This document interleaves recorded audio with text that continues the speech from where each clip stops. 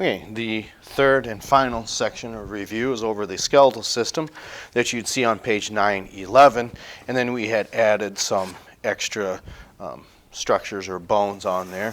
So the extra ones, we'll start with that. It just says body, okay, and body is a pretty vague term. Any one of these on the ribs is considered a body. Same thing as this vertebral column. Body is just, again, a vague term. It's just a structure on a bone. The sternum then is made of three parts. We got the manubrium on top. Here again we see a body of the sternum, and then the xiphoid process here on the bottom. Okay, manubrium, body, xiphoid process, all three together make that of the sternum.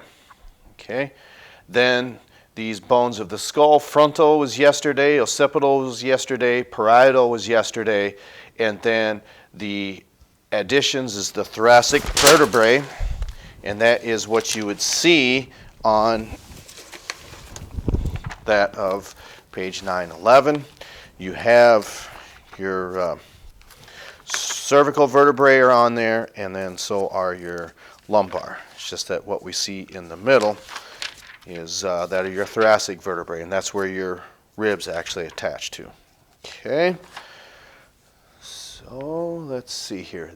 And then finally, your calcaneus is that of your heel bone. I don't know if we can get this raised up high enough, but here we see your foot.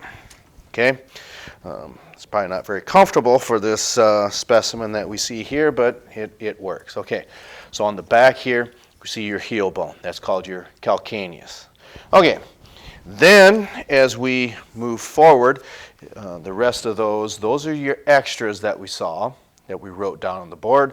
Now on page 911, okay, cranium, we're a little more specific than that, so we have covered that. That's your, again, your frontal, two parietals, occipital, and then the rest of this is what's called your cranium, but the whole thing then is your skull.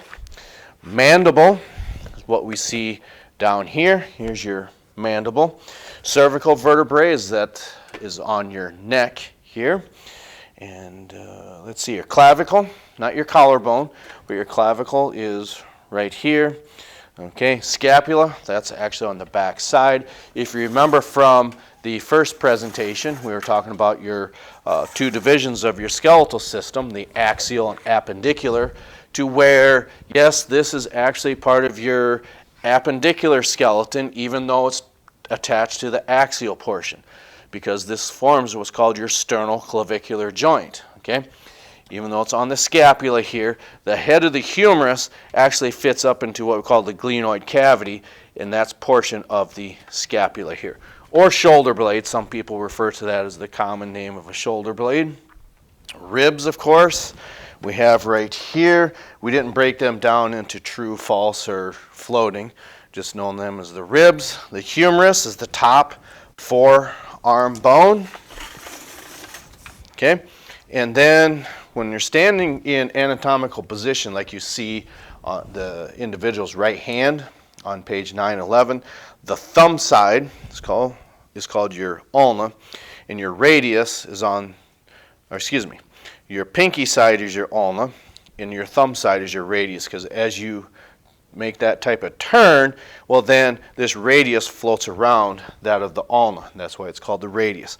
Radius is on the thumb side, ulna is on your pinky side. Okay, lumbar vertebrae, those are on the bottom.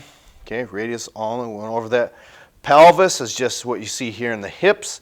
Carpals, okay, and that's what we see here. Here's your carpal bones in that of the wrist.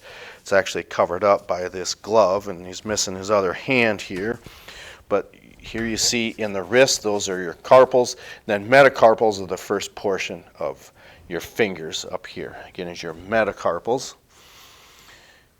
Okay. The sacrum is just above the coccyx. That's actually, the coccyx is your tailbone. Here's your coccyx, and then the sacrum's right here, the bottom two portions of your spinal column. That's what I'm looking for.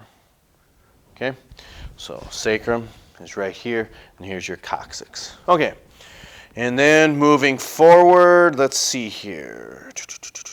And I see they have sacral vertebrae, but we want to know that it's sacrum and coccyx. And they say pubis bone, but we refer to that as the coccyx. The femur you had yesterday, okay, that's the largest bone in the body. The tibia is your larger lower leg bone. Your tarsals is what makes up your ankle, okay. Those, we just have to know them as tarsals. And then metatarsals is actually portions of just right before your toes. And then your phalanges is also part of your actual toes, okay. Let's see here. We don't have any, oh yes, we do have phalanges in the hands, okay. So just keep in mind, you got on the thumb side, you got your radius, ulna, okay. We have what we call your carpals. First portion is your metacarpals, then the last portion is called your phalanges, okay. So radius, ulna, carpals, phalanges, metacarpals, and phalanges. Same thing as in your feet. Your ankle bones are your tarsals, and then your as you're getting closer to your toes, those are your metatarsals. Then your actual toes is your phalanges in your feet. Then, okay. So that was a very quick, review of the skeletal system. So if we or to maybe go through really quick, you have your frontal, two parietals, occipital, mandibles right here, cervical vertebrae, okay, three portions of the sternum, your manubrium, body, xiphoid process. This is your ribs that makes up your thoracic cavity, your thoracic vertebrae here, and then your lumbar vertebrae, your five lower ones. Then the lowest portion of your spinal column or vertebral column, sacrum, and coccyx. Okay, it'll say sacral vertebrae in your book and pubis bone, but we want to know that it's sacrum and coccyx. And then what we could also ask is, remember, each one of these vertebrae has a body in between there, because we refer to that as kind of like a vague joint or a vague term. Here we see your radius and ulna, because again, your radius is on your thumb side, your ulna is on your pinky side. Here's your humerus, clavicle, scapula, okay?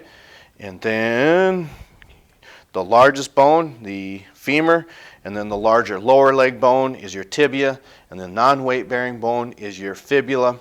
Then we had carpals, metacarpals, and then phalanges. And I believe that is all of them. Okay, so biology part 1 review was going through some multiple choice questions and look at your vocabulary, those 2 vocab quizzes.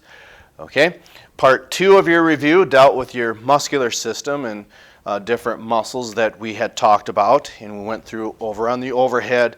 And as you would guess, we're looking at part 3 here, parts of the skeletal system. Okay, it's a lot to comprehend, but it's one of them things to where if I didn't believe, I don't want to use 2 negatives in a sentence, if I didn't believe you were not capable of doing this, I wouldn't put this amount of content on here. The only difference between now and years past is we just threw some of those extra terms in there. The hamstrings, your quads, your sternum, and different bones that make up your cranium. Okay, so that's it. Those last 2 went a little quicker. I want to try to keep these as short as possible. So with that, we'll go ahead and conclude here, and we'll catch up to you next time.